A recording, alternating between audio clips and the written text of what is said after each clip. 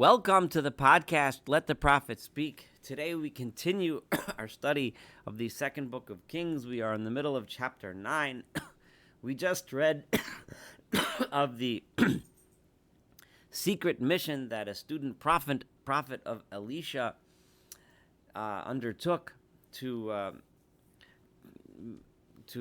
basically crash a meeting of the Joint Chiefs of Staff of Yehoram, the king of Israel's army, and he singled out Yehu, brought him into a side room, anointed him, and told him, "You are now going to be the king." And then he ran for his life so as not to get caught for treason. So that's where we left it, and we're at verse 11, and let's see what Yehu does and what the people that are there, how they react to this mission. So Yehu yatsa alav de Adonav. So Yehu comes back, he comes out to the servants of his master. In other words, at this point, they are all loyal servants of the king, at least so far. Vayomer lo, and he said to them, Hashalom. I'm sorry. Vayomer lo is Vayomer, meaning all of them in a singular as a group, said to him, Hashalom, is there peace? Now, we're going to hear this word. I'm just giving you a little heads up. Hashalom is going to come up several times where people ask, is there peace? Is there peace? Is there peace? Again, this gives us the sense that people realize that there's something fundamentally wrong. Something is about to go down. The situation is ripe for something big, right? And most likely they understood that a coup was a possibility, that somebody is going to get up and take something against the king. I know that just from this particular question here, that's a little bit too much of a conclusion to make, but as we hear this question repeated over and over again, you'll understand why I'm saying this. So they said, is there peace? Or, in other words, so Madua boha meshuga hazeh lecha, why did that crazy guy come for you?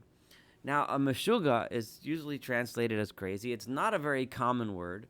Well, one of the more famous places where the word that's shigaon, that shin gimel ayin, is used is when it talks about the suffering of the people when in the Tochacha, when God tells the people in Deuteronomy, the people of Israel, that if they don't keep the laws of the Torah and they don't remain faithful to God, that the suffering will be so terrible that they'll be like meshuga, they'll be crazy. In other words, they just can't control themselves. They can't make sense of it. They can't make sense of anything that's happening. Over here, it gives you the impression that why did that crazy man, in other words, that young man who came had such a rush to him, like he wasn't thinking, he wasn't deliberate in what he was doing. He ran in here, pulled you over to the side, and there was obviously something really bothering him. So what was it? Vayomer alehem, and he said to them, it's nothing. You know that guy and the way he talks. So, first of all, it makes us think that they might have been familiar. It was the messenger was so far been introduced as an anonymous young lad who happened to be one of the no-names in Elisha's prophet school. He was just a young kid who was kind of a beginner in learning how to be a prophet. But now he's saying, oh, you know the guy and the way he talks. So maybe it's not a reference to the fact that they knew the guy, but you know that type of person. They come in here and they ramble about all kinds of things, nothing important. So apparently, at least initially, Yehu was thinking to himself, I was just given a task to be king and overthrow the house of the king. I need to be careful. I need to think about what I'm doing. Right? Vayomer sheker. They said, that's not true. That's false. We know you're lying. Hagedna lanu. Tell us now. At this point, Yehu must have sensed that they realized that the nature of the message. They realized that this message had something to do. He didn't just charge into a meeting of the top military chiefs, and pull over Yehu, who was probably known to be the most likely person to lead a crusade against the king. That this didn't just happen out of nowhere. So immediately, without even though he may have initially thought that he wanted to strategize and stop, he realized right away that these people would be on his side. So he immediately answers, Vayomer Kazos v'Chazos, such and such is what he said. Amar Elai. Lamar, this is what he said. Ko Amar Adonai Mishachticha l'melech Yisrael. God has stated, I have made you king over Israel. Immediately, all those people agreed. Vayimaharu, and quickly, Vayikhu each bigdo, each and every one of them took their clothing. Vayasimu tachtov el gerem ha'ma'alos, and they placed it under him, right, on the steps, right. So they set up an ad hoc platform, vayitku bat shofar, and they blew a shofar. Vayomer Malach Yehu. Yehu is now the king. So we're clearly getting the impression that people, first of all, were very dissatisfied with the leadership of Yehoram, probably as a result of his resounding military defeats. Now he's lying in a sickbed, commiserating with his friend Achaziyahu, who also was defeated, and it was also known that Yehu would be the person who was going to rise up and take down the king, who was clearly not very well liked to be at all to begin with. So immediately they made this miniature ceremony, blew a shofar, blew a horn, and said, "Okay, Yehu is king." So they didn't hesitate to get themselves involved in this mutiny, in this coup. Vayit kasher Yehu ben Yoshaphat ben Nimshi el Yoram, and then Yehu conspired. In this manner, he conspired against Yoram the king. V'Yoram hayashomer b'Ramot Gilad. At this time, Yoram was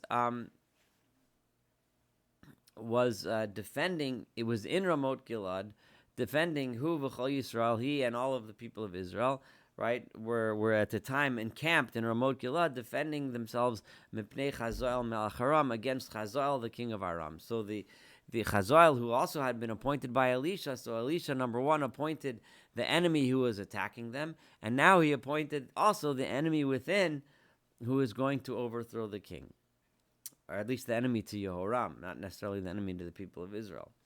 Vayashav Yehoram hamelach l'Israpei Israel, and Yehoram, despite the fact that he had been there to fight against Chazael, he had now retreated because of his injuries to heal from his wounds, min hamakim asher yaku aramim, from the wounds that the Arameans had struck against him, b'hilachamo, and he was fighting against Chazael melech Aram, against Chazael, the king of Aram.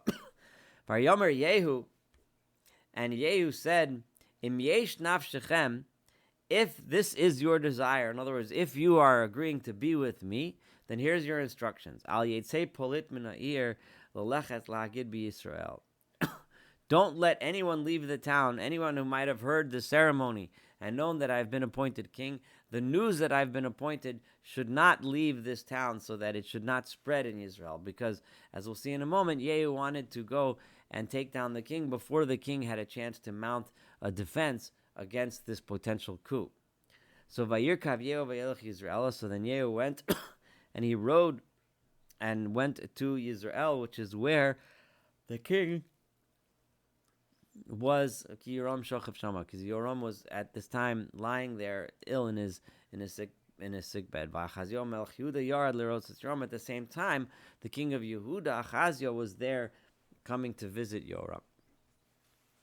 V'yatzofa omed al amigdal, and the lookout was standing on the top of the tower of Israel, looking out to see, that no enemies were coming. Vayares shifat Yehu b'va'o, and he saw the group of people that were accompanying Yehu as he was coming. So there was a group of soldiers that were accompanying Yehu on this trip. Vayomer shifat anyway, and he said, I see a group of soldiers coming. Vayomer Yehoram, and Yehoram said, Kach rakov ushlach likrasam, send a rider to send him to greet them. V'yomar hashalom, and let him ask, is there peace?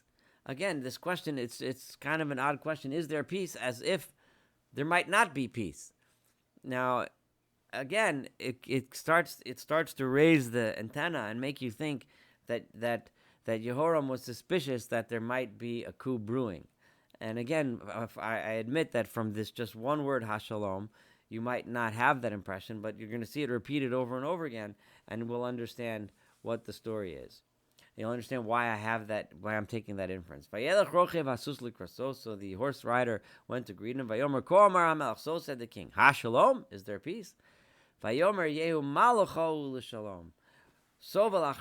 What is there with you and peace? Like, what do you have to do with peace? Get behind me and follow me, right?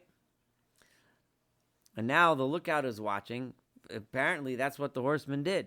So the horseman clearly understands that he is being asked by Yehu, either follow with me or there won't be peace if you stand up for the king that you're serving now, right? And the horseman went ahead and started following Yehu. So now the lookout, the messenger went and he didn't come back, meaning he didn't come back with a message, but he joined them. This is not looking good for Yehoram, right? So he sent a second rider, so says the king, Shalom, right? Now here it doesn't say Ha-Shalom, is there peace? Which gives you the impression that he's saying Shalom, meaning more of a command than a question, is let there be peace, right? Or there should be peace with us. Vayomer Yehu, and Yehu said the same thing, Malachol Shalom Sovel Acharai. Follow me. What's with you and peace? You have nothing to do with peace. Sovel Acharai. Follow me. Join me. And one gets the impression that that's exactly what he did. But at this point, Yehu is getting closer. And now the lookout says as follows: he got to him and he didn't come back. In other words, he didn't return with a message, but rather he joined them. But at this point, he was close enough that he was able to say, and the way he's riding, the way the leader of this group coming is riding, he looks like the way Yehu rides, because he rides in a crazy way. Now, that same unusual term, which was how the men in the chiefs of staff meeting in the beginning of this chapter described the student who came, that he was coming as a mishuga, he was coming in a crazy way, right? This is the same way that they're describing, this Sofeh is describing Yehu. So again, one gets the feeling that Yehu and this student prophet are somehow in the same club. And again, that's a hint to something that I'm going to talk about after we read through the entire story of Yehu, something that I'm going to mention when I go through a review to try to understand, to try to put this all together in some way. So because both of them are being described in the same way, and apparently this is some kind of a way that a person acts when they're not thinking, or they're not thinking rationally, they're just acting out of their passion. So they're running, but in a non-thinking way, just full of passion. Vayomer Yehoram Esor. So immediately Yehoram said, tie up the chariot, tie up meaning hitch up the chariot, Vayesorich bo, and they hitched up his chariot. Vayetze Yehoram Melech Yisrael, and the king of Yisrael, Vachazio Melech Yehuda, and Achazio, the king of Yehuda, went, Ish Berich bo, each one with their rider, Vayetze Ulikras Yehu, and they went to meet Yehu. So both kings come out against Yehu, understanding that something is not right. Vayimtza'u b'chelkat Navot Yisraeli, and in an extremely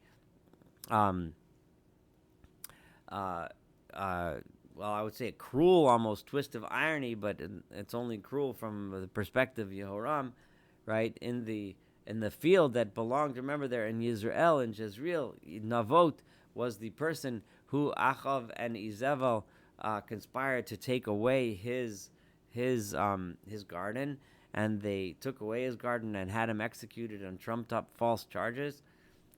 And this is a place that just represented the corruption and the cruelty of Achav and Izebel. And this is where Achav's descendant, Yehoram, and Achazyahu are about to meet. They meet there at that spot. Vayhi kirot Yehoram et Yehu. And when Yehoram saw Yehu, Vayomer, and he said, Hashalom Yehu, is there peace, Yehu? Again, like, what kind of a question is that after all of this? One gets the sense, again, I think here you could finally see how I'm understanding this, and that is that he understood that Yehu was going to be, or potentially could be, the leader that will depose or dethrone him. And he's asking him, are we fighting or not? Like, are we together or not? He's still holding on to the hope and possibility that maybe Yehu did not come here to destroy him. Vayomer, and he said, Ma hashalom, what is peace? Like, what do you have to do with peace? There's no place for peace with you. Ad zenune izevel imcha ucheshafeha harabim. As long as Jezebel, your mother, continues on her terrible zinune, it would be her whoring and prostituting way, like the way that she acts and the kinds of things that she does, and her sorcery, her many sorceries and corrupt ways. So in other words, as long as you continue on this path, and this is directed against also Achaziah, who's standing there, who's also living that lifestyle. Remember, because he's also a member of that family, even though he's the king of the southern kingdom. So there's no peace. I can't make peace with you as long as you continue on this path. That's it. It's enough. Right? Vayafoch Yehoram yadav vayanos. Immediately Yehoram recognized what's happening, and clearly Yehoram understood when he came out there that Yehu was potentially the one who was going to launch this coup. But now he sees no more shalom. There's no more peace. Yehu is no longer working with them. And here's just a point I want to point out. One gets the impression that until now Yehu was working with them, as if there might be some hope, despite the fact that they knew this entire time that Yehu was a member of the Prophet of God team, right? But Yehu was working with them. He was working within the house. Now, if you recall, and this is a little bit of a hint as to what I'm going to say when we discuss this whole story later, and that is that we had several discussions in this podcast about how the different ways of working with a wicked house of kings. We talked about the contrast between Elijah, who refused to stay with Achav, who was always on the outs, arguing with the house of Achav from the outside, in contrast to Ovadja, who tried to work within the system. And now one gets the sense that Yehu was working within the system, but now he's taking more of a path, more similar path to Eliyahu. He just went outside the system, right? No longer can we work together. Immediately, V'yehu mileyado bakeshes, he took his bow and he filled his hand. In other words, he prepared his bow. He pulled back on the bow and let the arrow fly. Vayachet Yehoram bein zerav, and he struck Yehoram. In other words, as Yehoram was fleeing, struck him between his shoulders.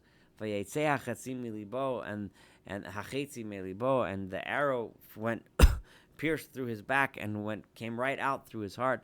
Vayichra b'rechbo, and he dropped dead in his chariot. So this was the end of the kingdom of Yehoram. Vayomer, and he said, El Bidkar Shalisho, and he said right away to his officer Bidkar. Remember, he came with a group of soldiers. One of them was named Bidkar. So carry him, Hashlicheu, and throw him B'chelkat Sedei Navot HaYisraeli, in the portion of the field that used to belong to Navot HaYisraeli.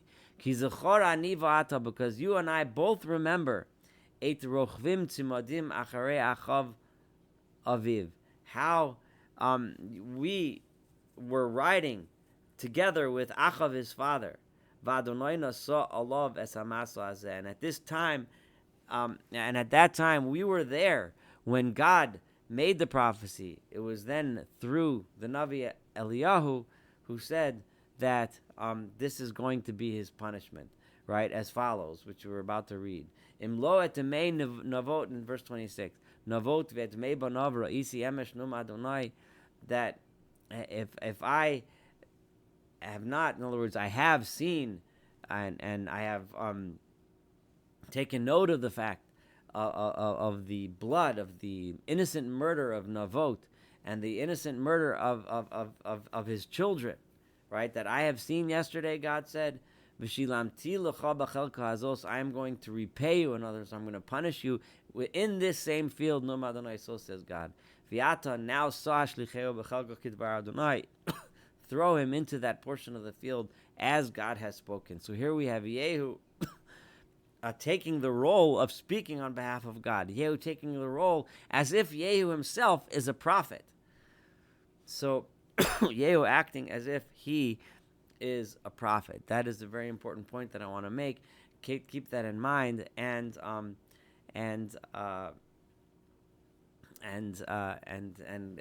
contemplate that, because we're going to get back to that thought. I'm going to stop here. This is as 9b, the second portion of chapter 9. We're going to continue and complete chapter 9 in the next podcast. Again, raising questions.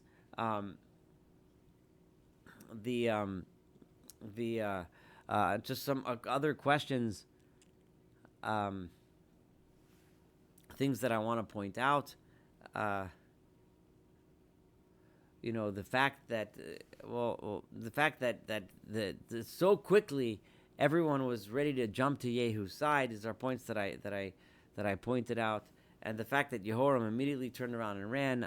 All of these points I want you to contemplate and think about, so that when we discuss this whole story at the end, we're going to put it all together into some interesting thoughts. Thank you so much for studying this portion of chapter 9 together. Looking forward to studying the entire book of Kings together. Have a wonderful day.